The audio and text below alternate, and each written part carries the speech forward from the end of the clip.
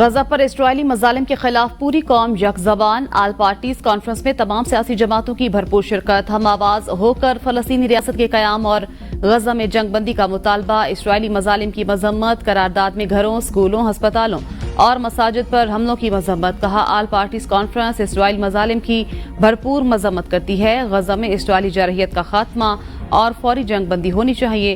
फलस्तीनियों की नस्ल कशी और जंगी जराइम का मुर्तकिब इस्राइली आलमी कवानीन की धज्जियां बिखेर रहा है। फलस्तीन के अवाम को आज़ादी के हसूल के लिए गैर मुतज़लज़ल हिमायत का यकीन दिलाते हैं। पाकिस्तान ने फलस्तीन और लबनान के भाइयों के लिए इमदादी सामान भिजवाया। OIC, अरब लीग और दीगर आलमी इदारों की अमनो इस्तेहकाम के लिए काविशों की हिमायत करते हैं। कॉन्फ्रेंस में सदर वज़ीर आज़म बिलावल भुट्टो, नवाज शरीफ, फजलुर रहमान, हाफिज नईमुर रहमान समेत दीगर अहम सियासी रहनुमाओं की शिरकत PTI APC में शरीक न हुई।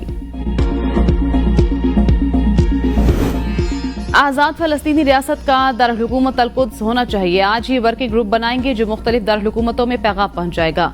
वज़ीर आज़म शहबाज शरीफ का यौम यकजहती फलस्तीन पर आल पार्टीज कॉन्फ्रेंस से खिताब। कहा, सबसे पहले हमें गजा में खूनरेजी को बंद करवाना होगा। गजा में जंगबंदी नागुज़ीर, यही हमारी जिम्मेदारी है। अक़वाम मुत्तहिदा में भी आज़ाद फलस्तीनी रियासत के क़याम की बात की। आलमी ज़मीर को अब जागना चाहिए। शुक्र है इस्राइली वज़ीर आज़म से हाथ नहीं मिलाना पड़ा। फलस्तीन में होने वाला जुल्म और ज्यादती कभी फरामोश नहीं किया जा सकता। सबसे पहले इस खूनरेजी को बंद कराना अव्वलीन फर्ज है। वक्त आ गया है कि हमें फलस्तीन में होने वाली खूनरेजी बंद कराने के लिए हर इकदाम करना होगा। आलमी दुनिया को आगे बढ़ना चाहिए और अमली इकदाम करने चाहिए।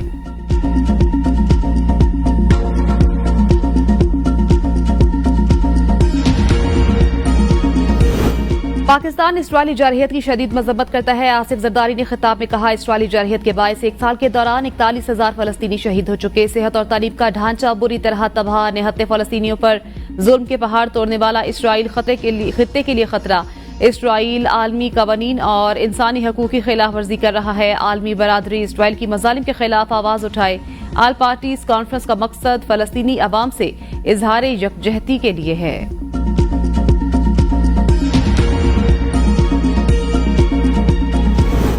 ऐसे UNO का क्या फायदा जो दुनिया को इंसाफ ना दे सके। नवाज शरीफ का APC से खिताब। कहा, अक़वाम मुत्तहिदा की करारदादों के बावजूद इस्राइल सफाकी से जुल्म कर रहा है। फलस्तीन पर हमारा दिल खून के आंसू रोता है।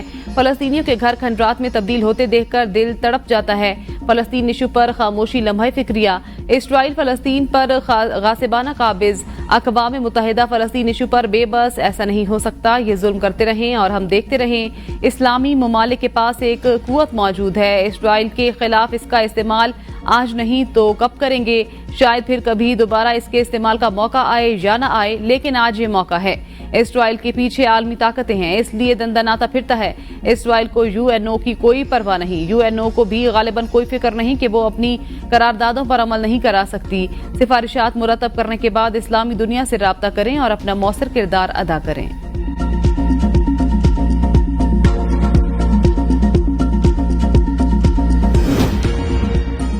आलमी सतह पर सियासी और सिफारती जंग लड़ने को तैयार हैं। वजीर आजम ने बाकायदा जंग की जरूरत का फैसला किया तो भी हम सब वजीर आजम के शाना पशाना खड़े होंगे।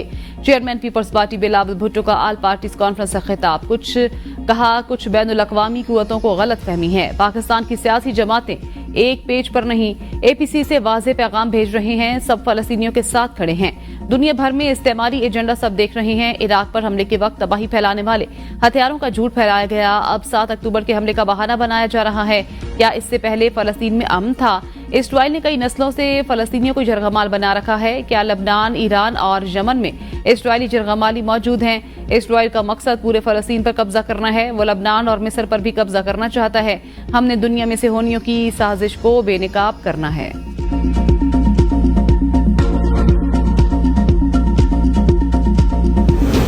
आल पार्टीज कॉन्फ्रेंस से पहले अहम मुलाकात। मौलाना फजलुर रहमान पुराने इत्तेहादियों के साथ जा बैठे। सदर आसिफ अली जरदारी से वजीर आजम शहबाज शरीफ और नवाज शरीफ की मुलाकात में इसाक डार, मौलाना फजलुर रहमान और बिलावल भुट्टो जरदारी की भी शिरकत। नवाज शरीफ ने शहबाज शरीफ को मशवरों से नवाजा।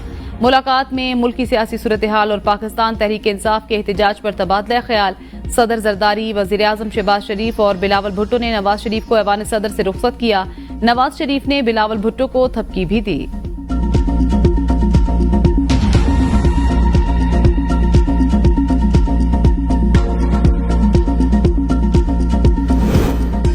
कराची धमाके के बाद वजीर-ए-आजम शहबाज शरीफ का चीनी सिफारत खाने का दौरा। पाकिस्तान में तैनात चीनी सफीर से मुलाकात। कराची में चीनी काफिले पर दहशतगर्द हमले पर इजहार ताज़ियत। कहा, दहशतगर्दी के जिम्मेदार अफराद की जल्द शिनाख्त के लिए हुकूमत मुकम्मल तौर पर मुतहरिक है।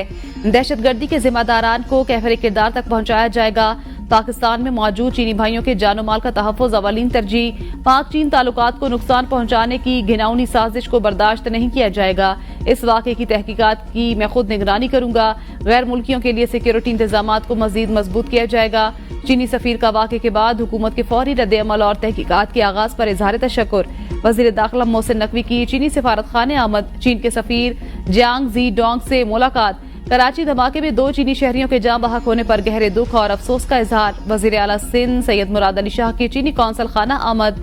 कौंसल जनरल से ताज़ियत। सैयद मुराद अली शाह ने ताज़ियती किताब में अपने तासुरात भी दर्ज किए।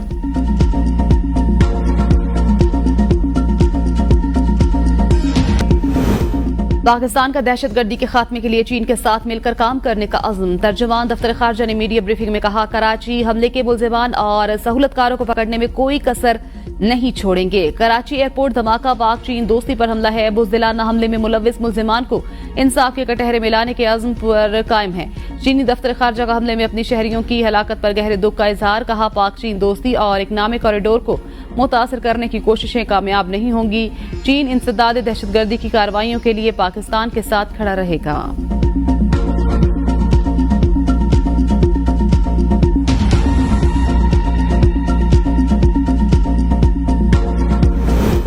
खैबर पख्तूनख्वा असम्बली का इजलास। केपी हाउस इस्लामाबाद में तोड़फोड़ की तहकीकात के लिए 11 रुकनी कमेटी की मंजूरी दे दी। मुनीर अहमद लग़मानी कमेटी के सरबराह। Opposition leader doctor Ibadullah committee के रुकन होंगे। कमेटी में 7 हुकूमती और 4 अपोजिशन अरकान शामिल होंगे।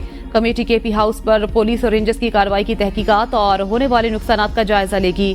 स्पीकर की इस्लामाबाद पुलिस के जेर हिरासत 2 अरकान असम्बली मुआविन खुसूसी मलिक लियाकत अली और साबिक वजीर अनवर जेब के प्रोडक्शन ऑर्डर जारी करने की हिदायत। कोरम पूरा न होने पर असम्बली इजलास कल दोपहर तक मुलतवी। रूल्स की खिलाफ वर्जी। CDA ने खैबर पख्तूनख्वा हाउस सील कर दिया। CDA के मुताबिक बिल्डिंग रूल्स की खिलाफ वर्जी पर केपी हाउस सील किया गया। दस्तावेजात के मुताबिक खैबर पख्तूनख्वा हाउस की लीज में तोसी नहीं ली गई। खैबर पख्तूनख्वा हाउस में इजाजत के बगैर तामीरात की गई।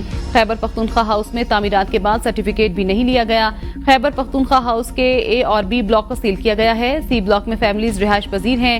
C ब्लॉक को सील नहीं किया गया। केपी हाउस में मेहमानों के लिए बनाए गए कमरों को भी सील कर दिया गया।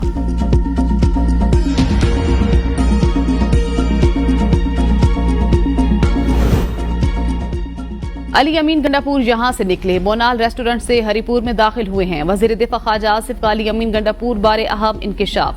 कहा, अली अमीन गंडापुर ने रात उमर अयूब खान के घर बसर की। सोशल मीडिया पर तस्वीरें लगी हुई हैं। अली अमीन गंडापुर डिगी में बैठे हैं। हुकूमत पर जो इल्जाम लगाया गया वो गलत है। हुकूमत गिरफ्तार करेगी तो क्या असम्बली छोड़कर आएगी। PTI का एहतजाज कामयाब नहीं हुआ। केपी हुकूमत की पूरी मशीनरी इस्तेमाल हुई। एक सूबाई हुकूमत ने फेडरेशन पर हमला किया। ये गद्दारी और बगावत के जुमरे में आता है। PTI का कारकुन अपनी कयादत को गालियां दे रहा है। PTI की लीडरशिप नजर नहीं आई, कारकुन आया है।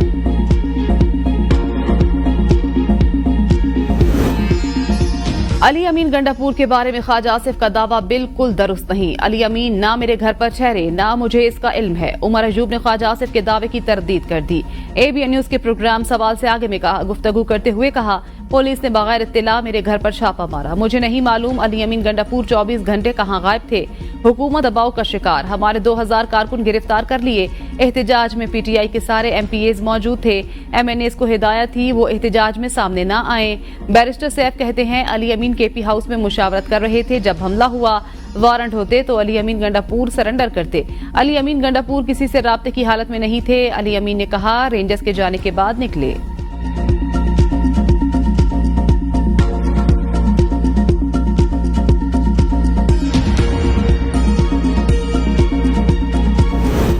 नाअहल, नालायक और गैर जिम्मेदार वज़ीर आला 24 घंटे गायब रहा। रूपोशी से मुतल्लिक हकाइक सामने आएंगे। गवर्नर खैबर पख्तूनख्वा फैसल करीम कुंडी कहते हैं, वज़ीर आज़म से मुलाकात के दौरान गवर्नर राज लगाने की कोई बात नहीं हुई। भारतीय वज़ीर ख़ारजा को जलसे में शिरकत की दावा देना मुल्क दुश्मनी। इन लोगों ने IMF को खुतूत लिखे।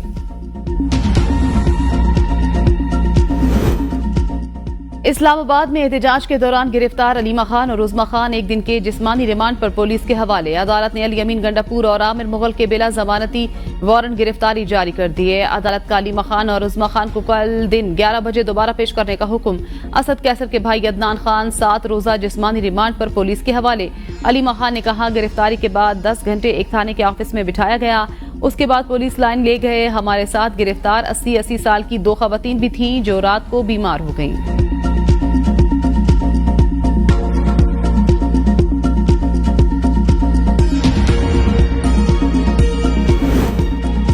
लगता है वक्त आ गया है जजेस की क्लासेस कराई जाएं। अदालती फैसलों की मिसालों ने मुल्क का बेड़ा गर्क कर दिया। जजेस की इतनी फराख दिली के गैर आईनी इकदामात और मार्शल लॉ की तौसीक कर देती है।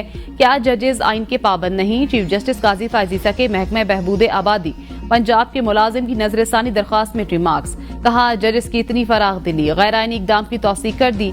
पाकिस्तान में यही हो रहा है, एक बाद दूसरा मार्शल लॉ आ जाना है। गैर आईनी इकदाम की तौसीक का इख्तियार जजेस के पास कहां से आ जाता है? अदालती फैसले का हवाला वहां आए जहां आईनो कानून का उभाम हो। अदालती फैसला आईनो कानून से बालातर नहीं हो सकता। क्या जज बनने के बाद आईनो कानून के तकाजे खत्म हो जाते हैं? वकला को आइन की किताब से एलर्जी हो गई। वकला अब आइन की किताब अपने साथ अदालत नहीं लाते। कहा जाता है नजरसानी दरख्वास्त जल्दी लगा दी। कहा जाता है 2.5 साल पुरानी नजरसानी क्यों लगाई? सुप्रीम कोर्ट ने मुलाजिम की दरख्वास्त खारिज कर दी।